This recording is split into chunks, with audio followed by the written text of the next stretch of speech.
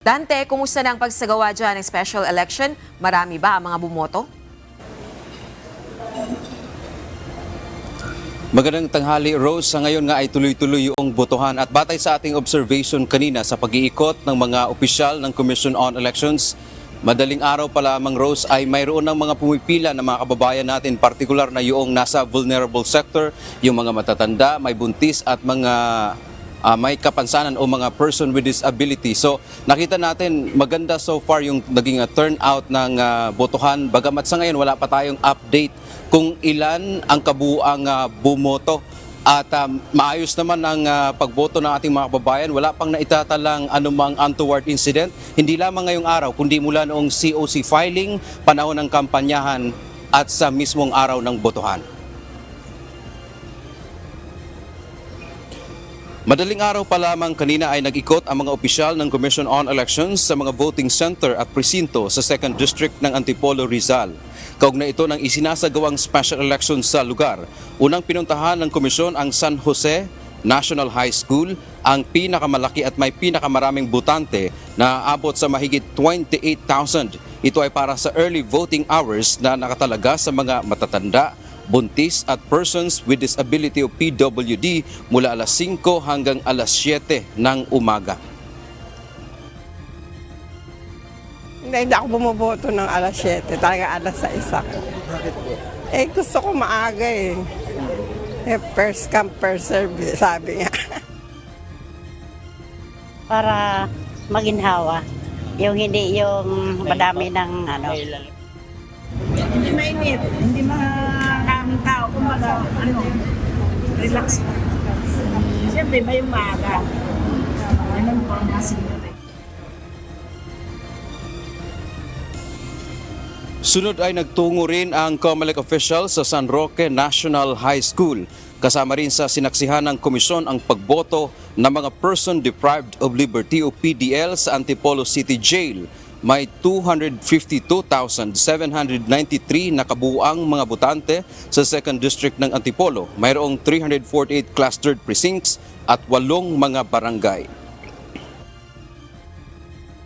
Nakakatuwa dahil pag kanina pa lang mga 4 o'clock ng umaga, meron ng nakatatanda na nakapila doon sa unang eskwelahan na pinuntahan namin. Yun ang ating mga guru naman, alas 3 ng madaling araw na andyan na. At mas lalong nakakatuwa yung mga watcher ng iba't ibang partido politikal at mga kandidato nakaset up na rin sila sa bawat presinto. Ibig sabihin, alerto at ine-expect nila yung pagdagsa ng mga kababayan natin. Rose, matapos nga ang botohan mamayang alas 3 ng hapon. Mamayang alas 6 naman ng gabi ay magkukonvene ang District Board of Canvassers o DBOC dito sa Inares Event Center para tanggapin at i-canvass ang mga election returns mula sa mga presinto. Pagkatapos na makanvass, umabilang ang mga boto na nakuha ng 6 na kandidato. Bukas ng umaga ay naasahan po na mapoproklama ang mananalong kandidato. Ito ang papalit sa nabakanting pwesto ni Congressman Romeo Acop. Rosa, ngayon ay nandito nga tayo sa Inares Event Center, no? Ito na yung nagiging command center nila. At the same time, dito na rin magkukonvene ang District Board of Canvassers o DBOC. Ito yung magpuproklama ng mananalong kandidato. Yan ay binubuo po ng COMELEC official, isang prosecutor mula sa City ng Antipolo at isa namang opisyal mula sa Department of Education. Mamayang alas 3 ng hapon ay inaasahan natin na magbibigay ng update ang komisyon sa doon sa ilan o kung baga ano yung latest doon sa bilang ng mga nakaboto dito sa lungsod ng Antipolo. Yan ang ating update mula dito sa Antipolo, Rizal. Balik sa Rose. Dante, bagamat nabanggit mo nga kanina na wala pang voter turnout dahil 3 oras pa bago mag-close yung voting dyan sa Antipolo 2nd District. Pero base sa mga obserbasyon ng mga otoridad, kumusta ba yung bilang ng mga bumoboto ngayon kung ikukumpara ng 2025 midterm elections? Marami pa rin ba ang interesado na bumoto kumpara nung nakalipas na midterm elections o mas mababa na? Rose, ang sinasabi dito ng COMELEC dahil ito ay special election, ang inaasahan talaga nila dito yung turnout as compare sa isang national election, mababa. Ang pagka national election kasi umaabot yan ng 85 percent yung magiging turnout. Pero dito dahil special election ito at isang pwesto lang ang iboboto, ang expectation dito ng COMELEC ay nasa 65 to 68%.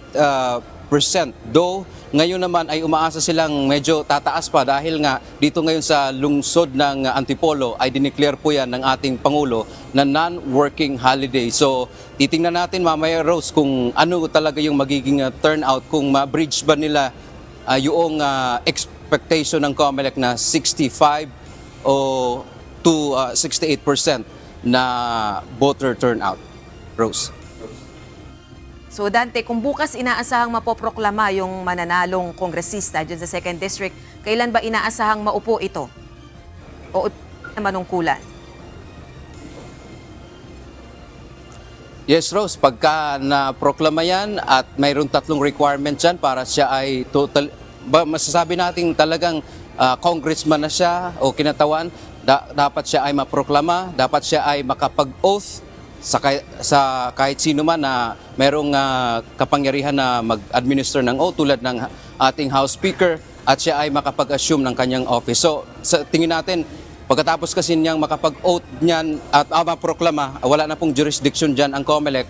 Kaya yun, depende na po yan sa mananalong kandidato kung kailan siya mag-oath at kung kailan din siya mag-assume ng office. Pero sa pagkakaalam natin, dahil nga itong halala na ito ay isinagawa para kumbaga yung naiwan ngang trabaho rin ni nung pumanaw na si Romeo Acop ay magampanan nitong papalit sa kanya. At isa nga dyan sa naging kandidato ay isa rin sa anak ni Congressman Acop.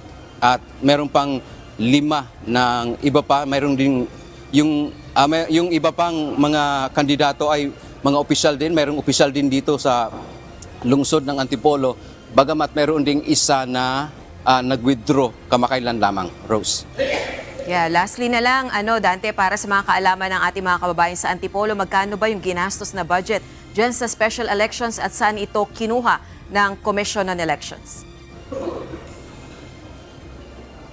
Yes, Rose, ang kabuuang budget dito ng COMELEC ay nasa 98 million pesos.